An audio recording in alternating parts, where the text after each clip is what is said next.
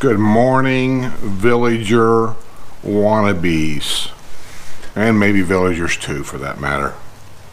It's time for the news. Thursday, two-car collision snarled traffic Thursday afternoon on County Road 466A in Colony Plaza. The accident occurred about 1 p.m. near Walgreens on County Road 466. One person had to be extracted from this vehicle after an accident on County Road 466A. I don't know if you can see that or not. Can you guys see that car on the side? One of the vehicles was knocked onto its side in the collision, and at least one person had to be extracted from the vehicle. Traffic was rerouted off County Road 466A onto Colony Boulevard due to road blockage. Oh, that had to be a mess. And let's see what else we got. Villagers stand up against proposed RV storage headed for their backyards. See, this is a thing that happens a lot in the villages. And just let me say that I don't care where you buy, I don't care what kind of house you buy, a lot of people want to buy a house that has nobody in the back. And I understand that. They buy a place with a pasture field, let's say, in the backyard. That happens here a lot. Or they'll buy a home where the backyard is just an open area of some kind. And I guess they just assume it's always going to be that way, and that's not necessarily true. Some of these areas get developed years later. Some of these areas that's in your backyard don't belong to the village management company. And next thing you know, something's being built back there that the villages has no control over. The villages doesn't approve building anyway. The villages submits plans to have something approved, like Leesburg will approve for the new area over there that they're wanting to build. Wildwood city people and the zoning commissions, they approved the buildings in Feeney, Southern Oaks area. That's all them. Villages doesn't say where, when, and how we're going to do something. They just propose a plan to build something, like anywhere else in the United States, really. And then it's approved by, in this area, Wildwood zoning people and the permit people, and I don't even know what their offices are called, but they're the ones that approve that stuff. So anyway, a large number of villagers attend a Monday night's Lady Lake Commission meeting to stand up against proposed RV storage facility. Lighthouse Storage, LLC, that's the name of the company, Lighthouse Storage, LLC, hopes to build a facility on 26 acres on County Road 25, just south of the Lakes of Lady Lake subdivision. Residents of the village of Silver Lake, that's the village's area, Silver Lake, one of the historical site as they call it, as well as residents of the Lakes of Lady Lake spoke out against the plan in a meeting at Lady Lake Town Hall. There's no trees protecting me from what they are putting up. My house will go down 50%. People say a lot of silly shit. My house will go down 50%. There's nothing she can say that backs that up, or he. That's somebody just said 50%. They don't know that for sure. Now there's going to be containers, said Village Andrew Hall, who lives on East Swartz Boulevard. Joanne Kellett of the Village of Silver Lake said residents were blindsided by the project. Could be. There are 58 residents affected by this decision. It started in August when not many people were here. The other meeting was 4 days before Christmas. That meaning that a lot of people here goes up north to spend Christmas with family and then come back generally after the first of the year, after New Year's is over.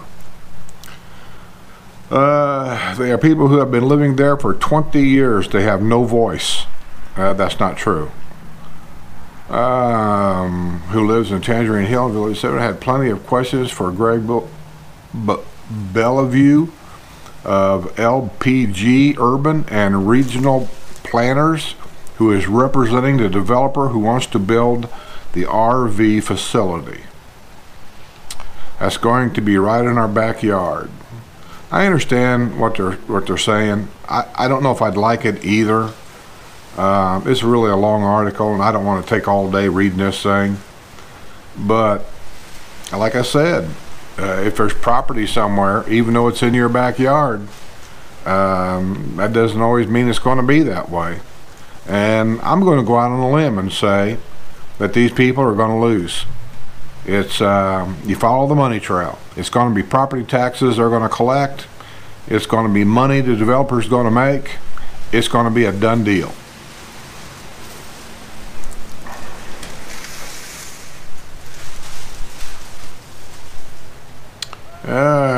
Here's something about a sinkhole. Let me see what this says.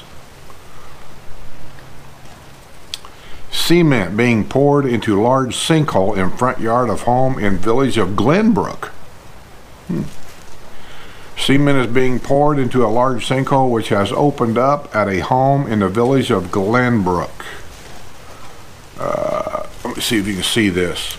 See that top picture right there? You can actually see sinkhole or concrete in there. There's other people that are looking at it. Deep sinkhole opened up Friday at the home of Galesburg Court. It is located about 30 feet from the front door of a residence. Neighborhood says several trucks dumped loads of cement into the hole on Saturday. The house does not appear to have any damage. Last September, in the wake of Hurricane Irma, a sinkhole opened up at the same home. So this is probably an ongoing thing here. Update on sinkholes in Calumet Grove. That's the other ones that I reported. Remediation work continues at the site of sinkholes in the village of Calumet Grove. Couples are still prevented from living in two homes on McLaurin something terrace. The pond behind the homes remains empty, drained by another sinkhole. Crews are installing new drain pipes leading from McLaurin Terrace to the pond, in which a new liner will be installed.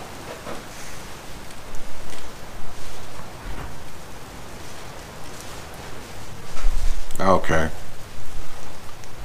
I think I read enough here. Let me go on to another little, get rid of that one. Fiesta Bowl. We have two bowling alleys here. Years ago, there's two bowling alleys up there at Lake Sumter, which is part of the Villages.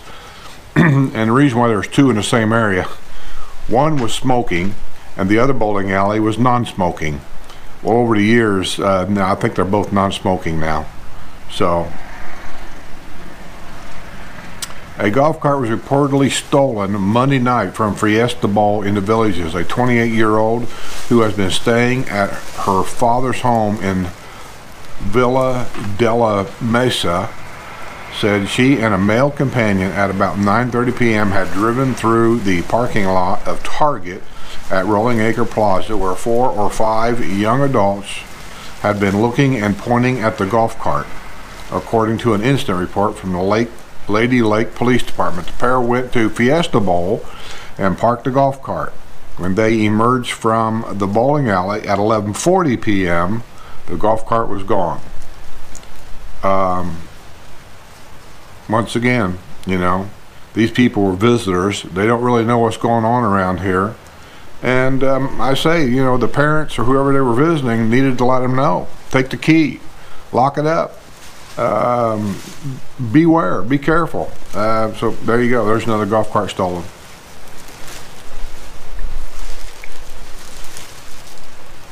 Let's see what's next. Here we go. Something else about a golf cart here.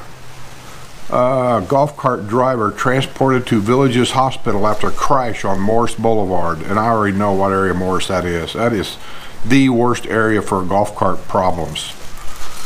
A man driving a golf cart was transported to the Villages Regional Hospital after a collision with a pickup truck on Morris Boulevard. The accident occurred at about 3:45 p.m.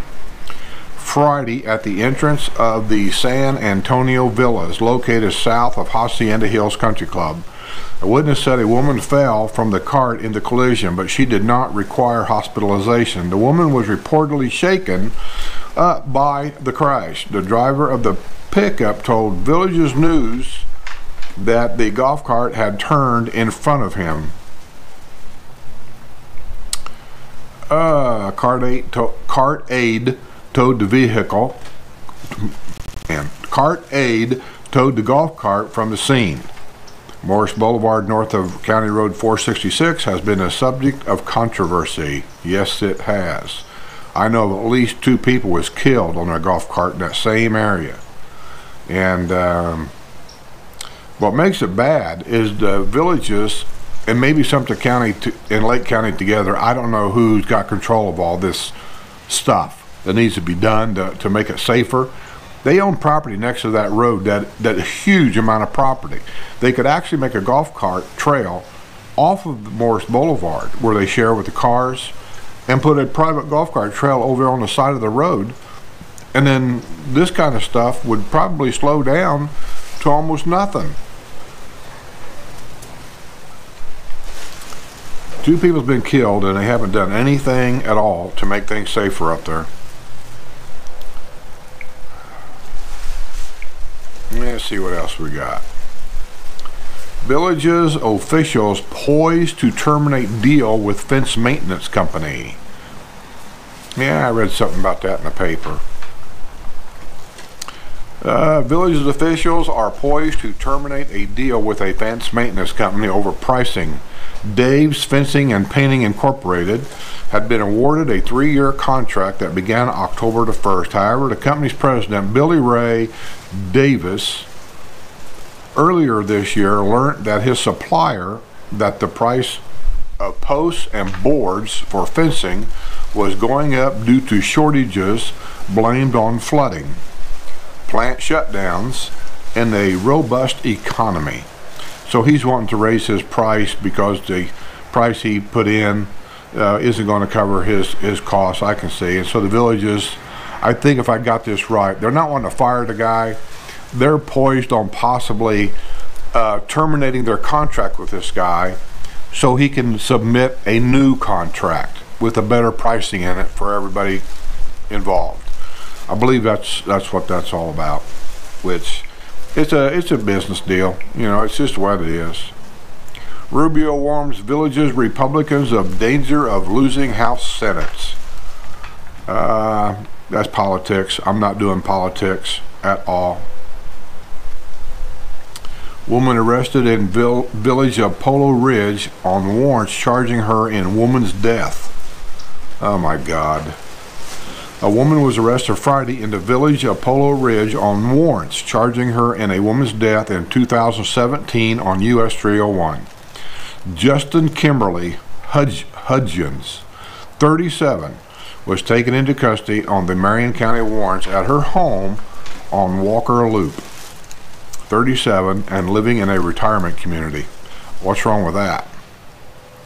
Hudgens is believed to have been at the wheel of a car at 2 a.m. January 17th, 2017 that struck and killed a 43-year-old Alexis Monroe of Summerfield on US 301 near Browns Country Market. Browns Country Market. Monroe appeared to have been walking south in the right lane of US 301 when she was struck by a vehicle that fled the scene. Why is somebody walking down the highway at 2 o'clock in the morning? I guess you know it's legal, I suppose, but we're back to that, ain't we? It might be legal, but should you? Oh well, let's move on.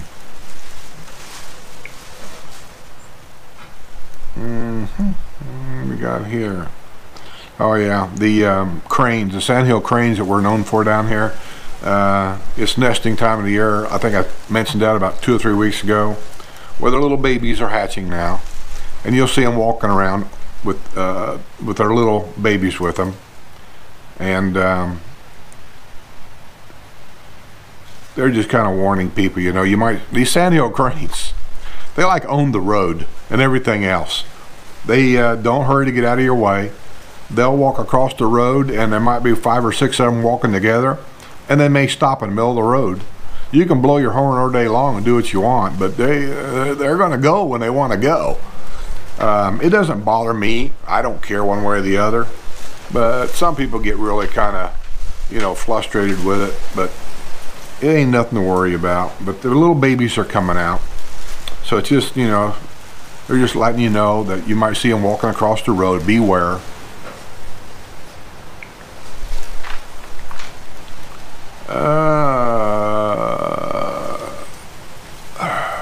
What's this one here? Is this another sinkhole? Oh Lord, it's that time of year. A home in the village of it says St. Pennycamp. That's not right. Village of St. Pennycamp. No, it's the village of Pennycamp, but not St. Pennycamp. I'm pretty sure it's not St. Pennycamp. Anyway, village of Pennycamp has been deemed unsafe for occupancy due to sinkholes which have opened up. The home, located on Mark Ridge Loop, fronts the Jacaranda Golf Course. Jacaranda? Yeah. Fronts the Jacaranda Golf Course. Two neighboring houses to the south of the condemned home were also impacted by the sinkhole. Ooh, a condemned home. Workmen from Foundation Services, a company which specializes in sinkhole repair, were on the scene. The crew had completed filling in the visible sinkholes and were pumping cement into underground voids which had been detected. Nervous residents are also keeping an eye on the sinkholes which have recently opened in the villages of Glenbrook and the village of Calumet Grove. These sinkholes is, I'm not going to say it's a scary thing. I think people use that word too much. And the reason why I say that, if people were so scared of sinkholes, how come there ain't more people moving out than there are moving in? And there just ain't that many moving out. But it's a concern. I mean, you know, I'm not going to lighten it up. It's something to be aware of. Just make sure you're insured all the way in case it hits you, so you're covered. Village's charter school under lockdown for nearly an hour after report of suspicious person. Man, sometimes I wonder if I'm not outliving this world. Nervous villagers have plenty of questions about sinkholes in Calumet Grove. They held a meeting, and I guess the district up there, they probably held a meeting in the recreation center. Yeah. It was held at the Mulberry Grove Recreation Center on Monday night for a question and answer session regarding sinkholes. You can ask all these questions about what's the difference between a sinkhole insurance compared to a catastrophic ground collapse insurance. And I already know the answer. They're going to tell you, call your insurance company. Each insurance company is different. Each insurance company has their own liabilities, their own rules, so on and so on and so on. And that's what they're going to tell you. And I'm basically going to tell you the same thing. I can tell you what the basic difference is, and I think I've told that. Catastrophic ground collapse will kick in if your home is deemed uninhabitable. If it's not deemed uninhabitable, then your sinkhole insurance will kick in. If you do not have sinkhole insurance and your home is not deemed uninhabitable, you're going to be on the hook for the bill. And the bill can be into many thousands and thousands of dollars. Just beware. So they had a big meeting up there. They got a picture here of, I don't know if I can get it blown up here or not. So yeah, there's the room with everybody in it. So as you can see, it's a packed house. So when people say they have no voice, that's not true. They always have these meetings here or there. A lot of people choose not to read, choose not to know, and they don't go to any of these meetings. Then when something happens, they're the first to complain. Well, where were you when they had the meeting? I'm not saying that they had a meeting up north about this RV thing. It seems to me, and I don't pay attention to what goes on up there because that's not my area, but it seems to me a while back, I remember reading something in the Daily Sun. There's a section in there where they talk about rezoning, applications for building permits, They've been buying up a lot of the older trailers up there and pulling them out and getting building permits to build new homes in there, stick-built homes. All these kind of things are in that paper, and I can recall reading somewhere in there, I think, about them asking for building permits or have that property rezoned for an RV storage unit. And I'm sure there was a sign up there probably saying there'll be a public forum somewhere about this property. You know, people have a tendency to see what they want. They have a tendency to hear what they want. And, you know, they don't hear the rest. And I'll plead guilty to that myself. Sometimes things run out, and I don't know what it is. Okay, that's the news for this week. I kept it short and sweet, I think. Only thing I guess I got to say is I got some things to do.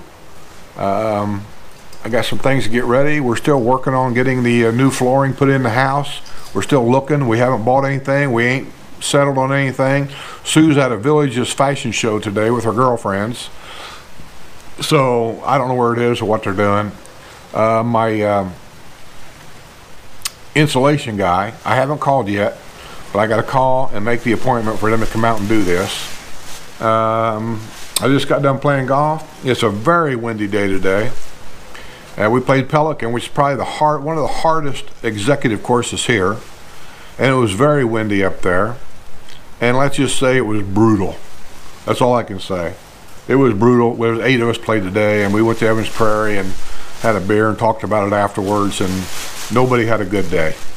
But it's always a good day, right? The old saying is, your worst day of golf beats your best day at work. I guess that's what today was. So until then, from sunny Villages, Florida, a little cooler today, 72, 73, breezy. To me, feels a little chilly, but I'm not going to complain. I'll say, I'll see you on the other side.